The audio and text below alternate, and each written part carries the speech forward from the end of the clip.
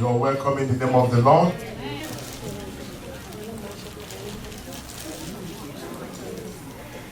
I'm not going to stay up here too long. God help me. And as we have entered the last days of the year 2016, I know some people may have counted this year as being over, and they may have looked at their life as it is and probably conclude that it's not going to get better.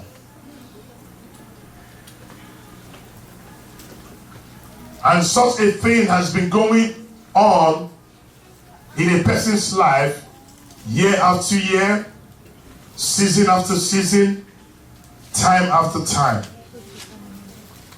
But I'm here this afternoon to let you know that your story shall change in Jesus' name. Amen. I'm here to let you know that your story must change, and it shall change in the name of the Lord. Amen. So my topic for today is my story must change. My story must change. And this is these are words that we need to declare to ourselves when we are going through difficulties in life, when we are passing through afflictions of life, when everything around us seems to be gloomy, when everything around us doesn't seem to have any light after the tunnel, we need to learn how to address ourselves and say, my story must change, or my condition must change. Either one is appropriate for this day. Amen. There are 7 facts about divine operation of God. 7 facts I want us to hear and pay attention to. And that may be able to give you hope. That may be able to give you encouragement for someone who needs it this day. And I want you to know these 7 basic facts of divine operation of God.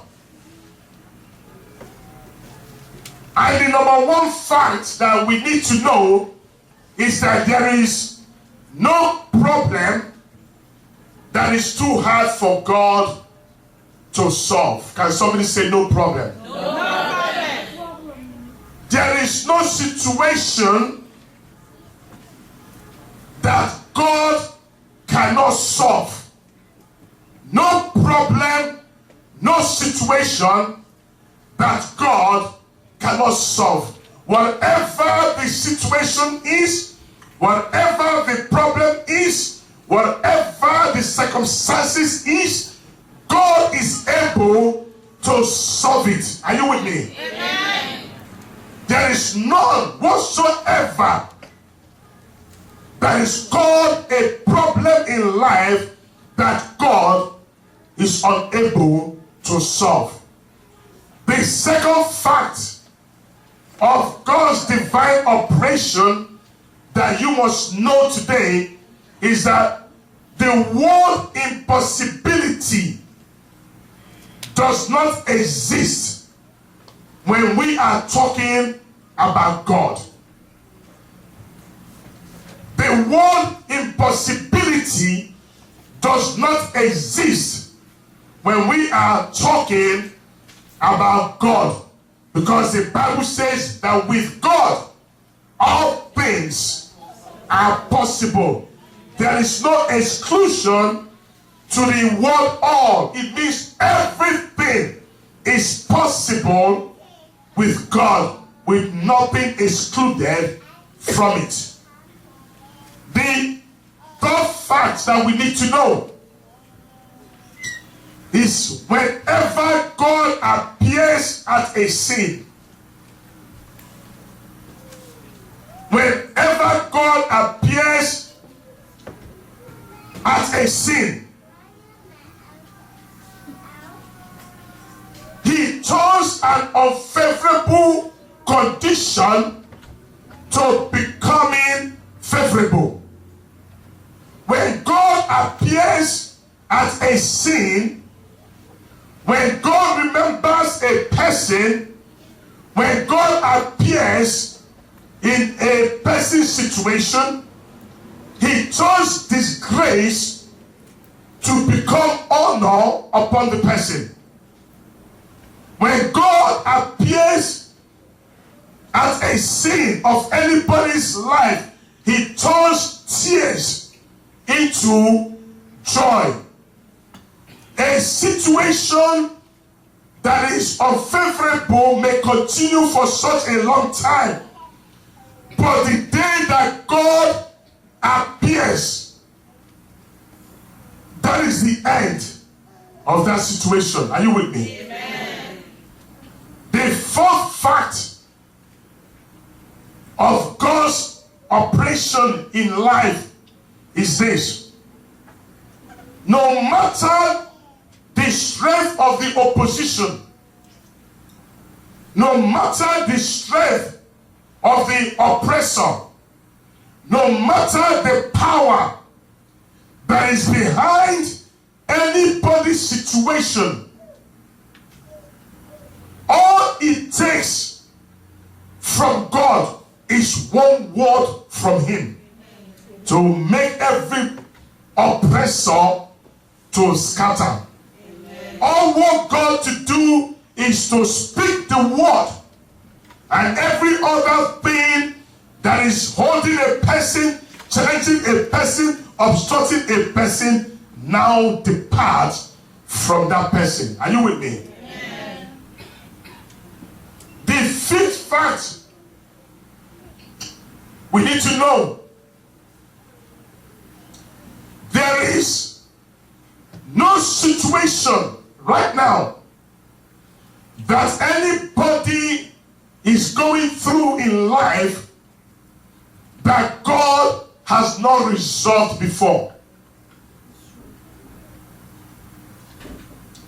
There is no condition of life that any man or woman may be going through at this time that is new to God. There is no new case before him, because the Bible tells us that there's nothing new under the sun, which means that everything that you may be going through or passing through, God has already seen it before. He has seen it before. Yes. Any new sicknesses that they may have invented or seen, God has already seen it before. The sixth fact we need to know is when men have come to their wits' end,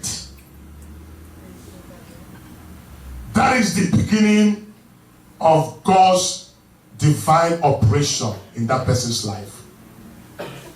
When we have come to an end, our backs are against the wall, there is no other place for us to go unless to go down. This is when God appears in that person's life. Because one thing that we need to know is man's extremity is always God's opportunity. That phrase means that when man's help fails us, when we have tried everything that we could, when we have asked for help in many places, in various ways, and they have failed us, this is when God now comes and intercedes on behalf of the person. Yes, amen. The seventh fact is God is a story changer. Did you hear me? Amen. God is a story changer. Yes. Turn your Bibles with me to the Gospel of Mark, chapter 5, and I will read from verses 2 to 6. Mark, chapter 5.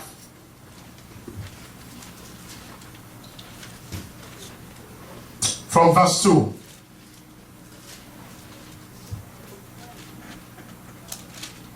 He says, and they came over unto the other side of the sea, into the country of the Gadarenes. And when he was come out of the ship, immediately there met him out of the tombs a man with an unclean spirit, who had his dwelling among the tombs, and no man could bind him, no, not with chains, because that he has been often bound with fetters and chains, and the chains has been plucked asunder by him, and the fetter has broken in pieces, neither could any man tame him. Verse 5. And always night and day he was in the mountains and in the tombs, crying and cutting himself with stones. Verse 6. But when he saw Jesus far off, he ran and worshipped him. This is the story of a man, an uncertain man with no name. And the Bible tells us that this man's dwelling is among the dead. A living man that dwells among the dead. And that is the situation of most people. They are alive, but they are living among the dead. Because situations have caused their life. And to them, they are dead, but among the living. Is this your story? That situation has become so impossible that no man can help. No man could help this man. And day and night, the Bible says, he finds his dwelling in the mountains. Nobody could help him. Is this your story? Is this your story? No someone could help you. Is this your story? No deliverance could help you. Is this your story? No family appeal could help you. Is this your story that you've been forgotten by friends? Is this your story? You've been forgotten by family members. Is this your story? Just like this man. Is this your story? All around you is nothing but hopelessness and loneliness. Nobody cares. Nobody knows what you're passing through. Is this your story? Is this your story? Is this your story? You're depressed and you feel abandoned by family members, by friends. Even the church has also abandoned you. Is this your story? And it seems as if you are alone in this world. Is this your story? Is this your story? That it seems that everybody has given up on you. Is this your story? Is this your story that when it's time for you to laugh or when it's time for you to smile, all that comes out of you will be nothing but cries? Is this your story? That all your efforts in life are met with frustration? Is this your story? You have prayed. You've done deliverance. You have fasted. And you've done all kinds of things still, but no way. Is this your story? That the people who are supposed to be helping you, cheering you on as champion, lifting you up, the people that are supposed to be there for you, have now turned their backs against you. Is this your story? Where you find yourself struggling to find your bearing in life. Is this your story? Listen to me today. If this is your story, and I don't know what your story may be, and it's not my business to know, but I have a God who who knows everybody's story, and he's the one that's going to change your story today in the name of Jesus. Amen. Because we serve a God who is called a story changer. If we turn our Bibles to that Gospel of Mark chapter 5, you will find out the same man that was abandoned, the same man that found his living among the dead, the same man that dwelt in the mountains night and day, the same man they could not be able to bind, the same man everybody was so afraid of, the same man everybody abandoned, the same man everybody did not care for, the same man everybody thought is dead, leave him alone, the same man, the same person. When he had an encounter with the only one that can change a person's story, this man's story also changed. Amen. When he had an encounter with a person that can change any person's story, I don't care what disgrace a person has ever had in life, God can turn that disgrace to grace upon the person. Because we have a God who is capable of doing such a thing. When this man had an encounter with the Lord, Mark chapter 5, verse 15 tells us, and it says that they come to Jesus and see him. That is the same man that was possessed with the devil and had the legion, sitting and clothed and in his right mind, and they were afraid. So which means that the life of that man became a past tense. What the man lived, that's the life he lived before, became a past tense. Became a past tense. His story has changed. The man is now sitting in his right mind, and everybody now wondered. He became as a spectacle, an object of spectacle, an object where people need to wonder, is it the same person? Let's see another story of a man that changed. Very quickly, turn your Bible to John Gospel, chapter 9.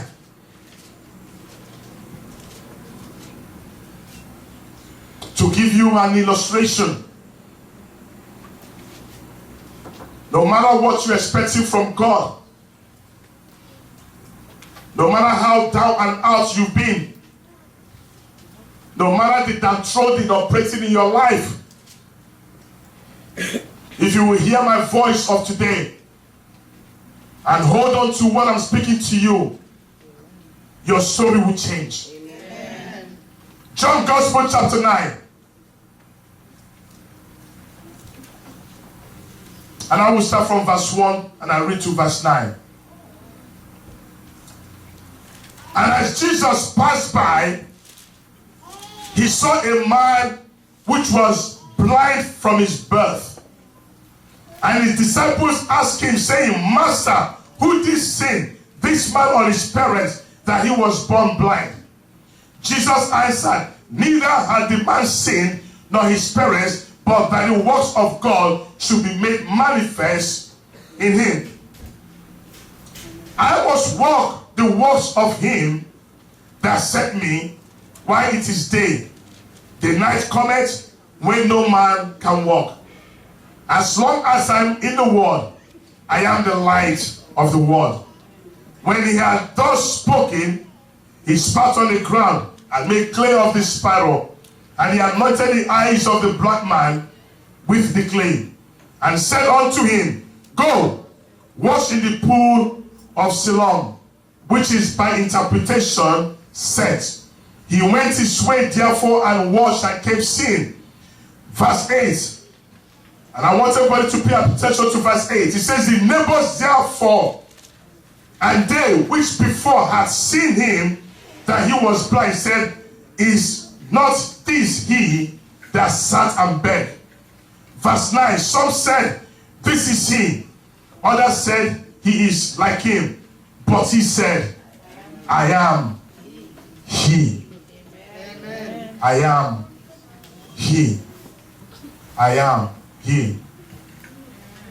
The testimony of this man changed. The life of this man changed. A man that was born blind received his sight, that the people that were around him could not believe if it was him or not. He had to now give them a testimony that, listen to me, I am the one. My story has changed. Yes, you saw me a few hours ago blind. Yes, you may have seen me a day before blind. Yes, you may have seen me a week before blind. Yes, you may have seen me 6 months before blind. But right now, my eyes have been restored. My story has changed. Amen. The story has changed. Glory. Because there are so many people that people will want to see them continue in their situation, not knowing that one day their situation will change. Amen. Glory. There are people that people will want to see them dressed the same exact way, day in, day out. They are wearing the same garment. One day they will change their garments. Amen. Hallelujah. Hallelujah. Their garment will change. And people will start to wonder, what happened to you? What happened to you? There are people that people will want them anytime they need something. Come to me and I will give it to you. But one day, 2 days, 3 days, a week, a month, they didn't come to them for anything. They start to wonder, why how come I've not seen him or her?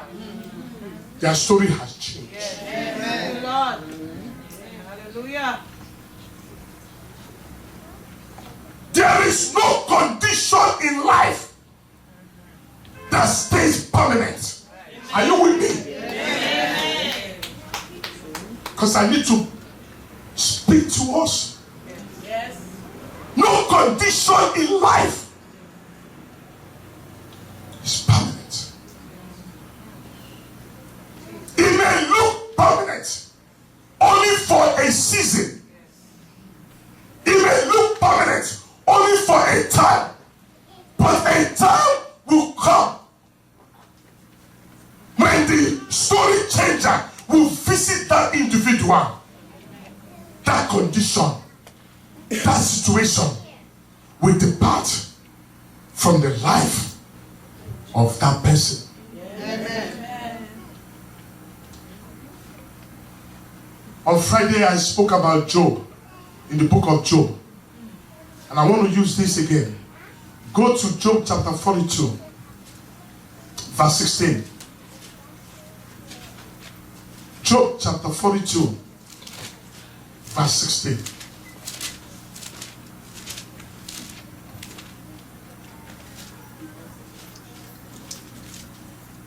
Job chapter 42, verse 16. Are we there? Amen. I want everybody just to see these 2 words. Nothing else but just these 2 words. And these 2 words are after this. Amen. After this.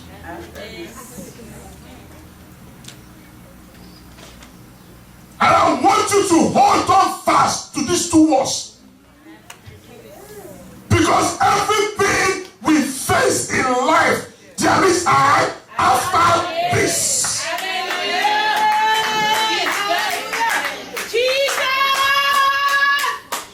Everything we face in life, let me tell you this. For anyone who may think that it is over for them, there is an after this. Hallelujah.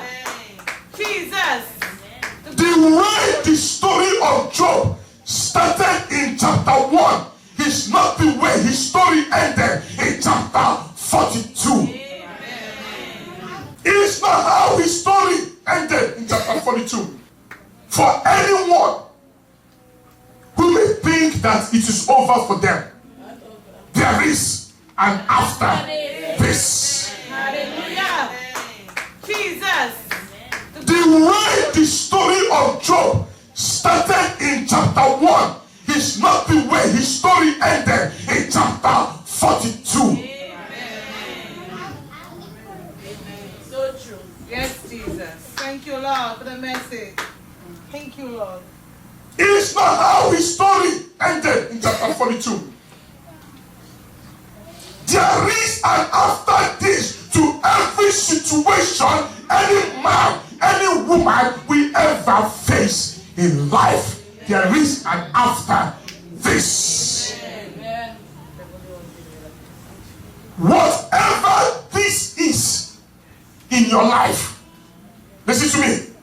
Whatever this is, THIS, whatever this is, because my this is different from your this. Whatever this is in your life, always know. Remember, if you don't remember anything else, remember this. That is an after. Amen. Amen. There's an after. Yes. Whatever this is, if you've been rejected before, there is an after this. Hey. Hey. Jesus. Amen. If you have been Jesus. ill spoken of, there is an after this. Yes, there is. Jesus. If all manner of evil have been done to you, there is an after this. Yes. Many times we look at our lives and we think that nothing will change. Job didn't bring this to himself. God didn't even bring it to him. But there was a power that did. And God said, enough. Yes. The time has come. Enough. No matter what situation that you may be passing through on this 18th day of the month of December 2016. Yes. And it may look like all hope is lost. It may look like nobody understands. It may look like it's over for me. It may look like gloomy days ahead of you. Remember this, that you're going to overcome it. Because there's going to be an after this in your life. There is nothing too hard for God. There is no promise too hard for the Lord to fulfill. There is no prayer that is too hard for God not to answer. There is no enemy that is too formidable or too strong or too powerful for God not to dismantle. There is no mountain that is too great that God cannot scale. There is no problem that God cannot remove. But there's a great mistake that we make sometimes.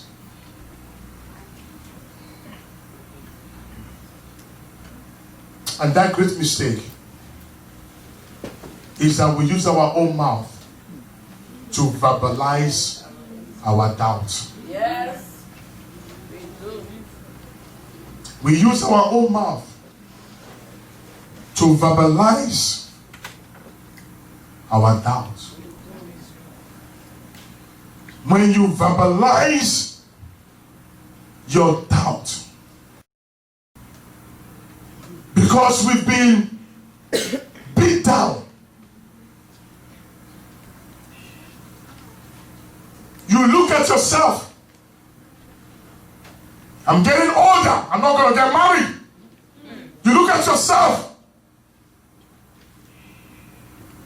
I don't think that God is going to bless me with children. You look at yourself and you say to yourself, I don't think. You are verbalizing your doubt. Once you do that, faith jumps out, leaves. And that which your mouth has said is what will come to pass. Hear me.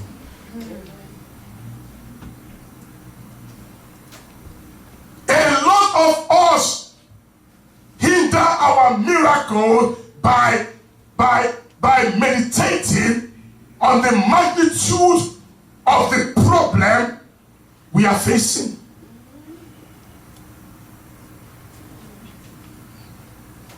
Whenever we meditate on the magnitude, how magnified the problem is, what we are doing, we are saying that our problem is far greater than God's ability to handle and to deal with it.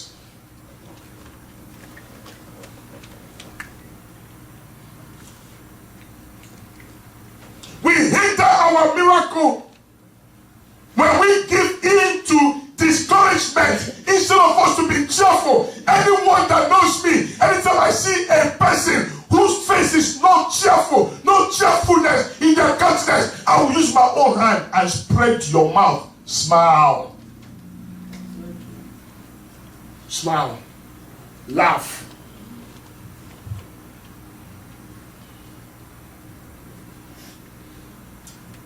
We hinder our miracle from coming to pass when we begin to listen to the symptoms of the sickness.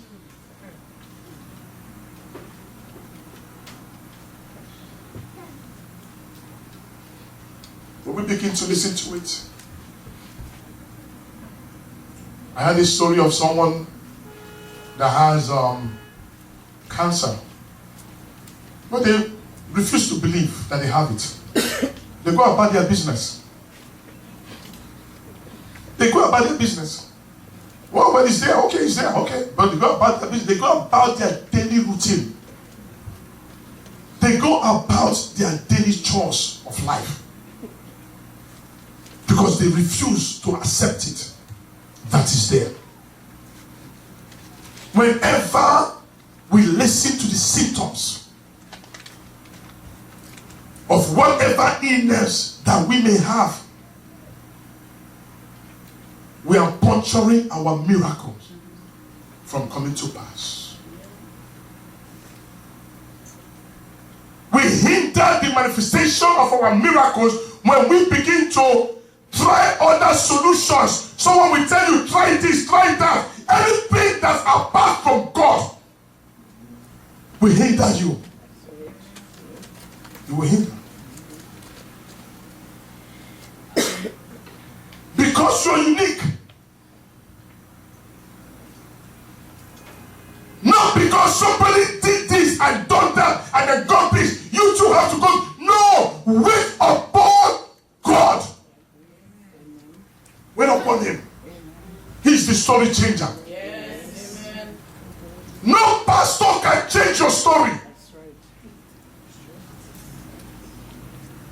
No Obiama can change your story. No abracadabra man can change your story.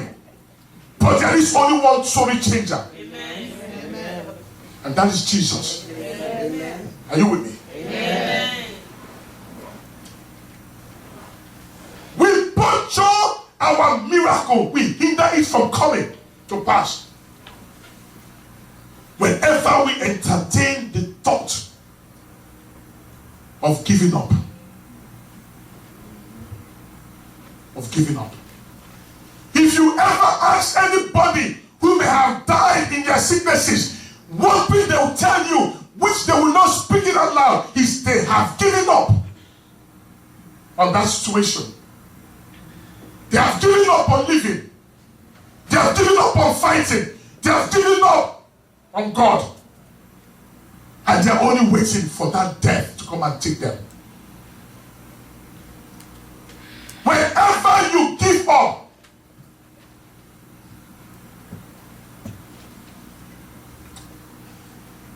you are actually saying, there's no reason for me to continue living anymore. Unbelief is a very terrible thing. One thing I want to live with you. And that thing is this. God may delay, but God cannot deny. Amen. Did you hear me? Amen. God may delay, but God can never deny. For your story to change, for anybody's story to change, for our story to change, if you look at the change that occurred in the people of the Bible, for their story to have changed, there is a time for everything. The Bible says, to everything, to everything, to every healing, to every deliverance, to every breakthrough, to every prosperity, to every abundance, to every joy, to every peace, to everything, there is a season and a time under the heaven. Are you with me? Yes. There is nothing that is called evil that is permitted to continue perpetually. Nothing. Are you with me? Amen. Nothing. There is nothing that belongs to the devil that is permitted to drag on permanently in a person's life. Every situation has a beginning. One thing I do love is time. And this is why God has given us time. Every situation started from a point, a reference point called time. And that time will come again. That will become a reference point where that situation will no longer be in the life of that person. Are you with me? Amen. Everybody has their time. Yes. Wait. Sisters and brothers, you want God to change your story. This man in the Gospel of Mark chapter 5 didn't look for Jesus. Jesus looked for him. Amen. Jesus sought him. I'm not telling you you should not seek Jesus. But it was his time. The man at the pool of Bethesda for 38 good years. It was his time. His story changed. Whatever story that you have today, brothers and sisters, whatever story that has almost like becoming a second nature to you, don't run ahead of God. Wait patiently for him, and he will change your story, because he knows everything that you may be going through in life. Amen? Let's rise.